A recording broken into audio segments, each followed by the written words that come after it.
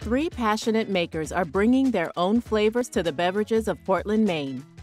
The first delicious drink that's percolating is coffee. Mwenedata uses a key ingredient from his home country of Rwanda. Rwanda Bean started while I was attending grad school at the University of Southern Maine.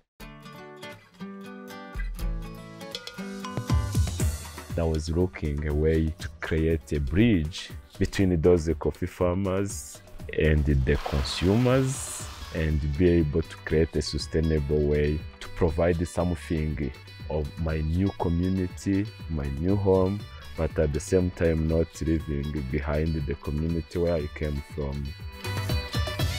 Mike's mission is to give back to his old village by providing Rwandan farmers access to the open market through his shop. And with the 50% profit-sharing program with the farmers, the opportunities continue to grow for his native people. I was looking just a way to create a system that will help me do what I love. I love working with people, I love working with communities, and there were no other way of doing it than bringing one of the beautiful crops that we harvest here in Rwanda and serve it to communities over there in America.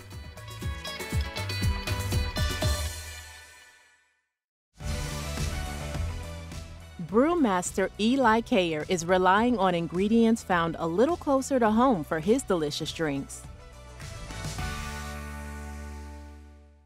The history of the urban farm fermentery is the history of me becoming a beekeeper and experiencing that, gathering honey and watching bees and how they sort of gathered from nature.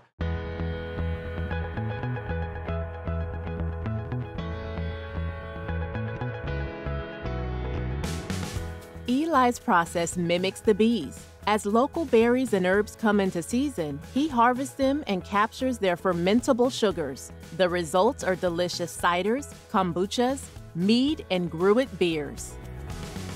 The way it works is we harvest them, bring them in-house. We've built drying racks that we put them on. We dry them and then seal them up, and then we wait till we use them.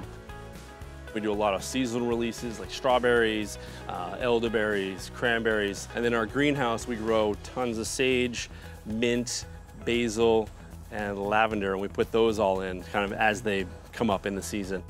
What began as a small operation in 2010 has now grown into the largest fermentery in Portland.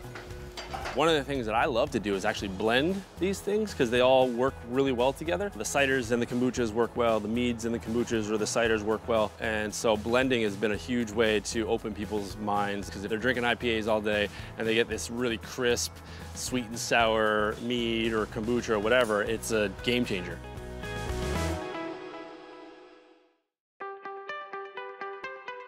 With more breweries per capita than any other city, Portland proudly proclaims they are the craft beer capital of the world. Since 2016, Lone Pine Brewing have been taking advantage of one of Portland's most important brewing ingredients. Up here in Portland, we started a great advantage over a lot of other areas of the country. The watershed here provides water that is perfect for brewing. It's super soft, it allows us to build a profile for any style of beer that we want to make. And I think that's why you see a lot of small breweries able to step right up from day one and offer an amazing product right out of the gate.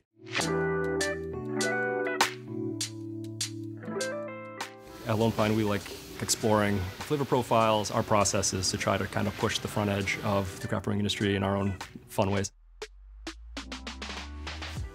Last year we made about 48 different beers, but we do like to get outside of those bounds and explore some more exciting and innovative things.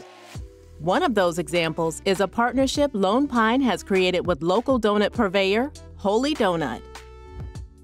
Holy Donut is another one of those companies here in Maine that really represents the culture of Portland. We've been working with them to design beers around the types of donuts that they make, so it gives you sort of this beer for breakfast kind of experience, which we think is engaging. That relationship is amazing in that I think we are really able to represent Portland really well.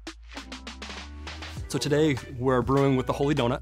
He'll be in to help us brew their fresh lemon glaze. We're going to be brewing an imperial sour ale with those donuts, as well as lemon puree and some lemon zest to really accentuate those flavors and mimic what the donut delivers for a flavor profile. And in about 2 to 3 weeks, we'll have a fresh donut-based beer coming off the canning line.